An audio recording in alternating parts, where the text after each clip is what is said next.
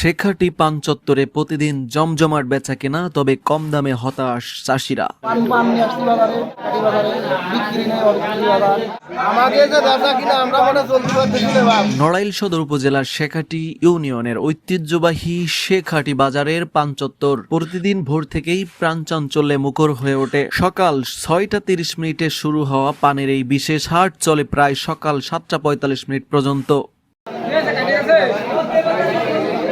অল্প সময়ের এই বাজারকে ঘিরেই প্রতিদিন জেলার বিভিন্ন এলাকা থেকে কয়েক শত পান চাষী ও ব্যবসায়ীদের সমাগম ঘটে। প্রতিদিন ভোরে শত শত পান চাষী তাদের ক্ষেতের তাজা পান নিয়ে শেখাটি বাজারে উপস্থিত হন। নির্দিষ্ট সময়ের মধ্যেই পাইকারি বেচাকেনা সম্পন্ন হয়। দীর্ঘদিনের এই বাজার স্থানীয় অর্থনীতির একটি গুরুত্বপূর্ণ কেন্দ্র হিসেবে পরিচিত। বাজারে উপস্থিত কয়েকজন পান চাষীর অভিযোগ, তারা ভোরে কষ্ট করে পান নিয়ে এলেও অনেক সময় কাঙ্ক্ষিত মূল্য পান না। তাদের দাবি, আগের তুলনায় বর্তমানে পানের দাম কমে যাওয়ায় উৎপাদন খরচ তুলতে হিমশিম খেতে হচ্ছে তাদের। এতে অনেক কৃষক আর্থিকভাবে চাপে পড়েছেন। চাষীদের ভাষ্য, সার, শ্রমিক ও পরিচর্যার ব্যয় বাড়লেও সেই তুলনায় বাজারে পানের দাম না বাড়ায় লাভের পরিবর্তে লোকসানের আশঙ্কা তৈরি হয়েছে। স্থানীয় ব্যবসায়ী ও পান চাষীদের তথ্য অনুযায়ী শেখাটি পান চত্বরে প্রতিদিন প্রায় 1.5 থেকে 2 লক্ষ টাকারও বেশি পানের বেচা কেনা হয়ে থাকে। অল্প সময়ের এই বাজার হলেও প্রতিদিন উল্লেখযোগ্য পরিমাণ অর্থের লেনদেন হওয়ায় এটি স্থানীয় অর্থনীতিতে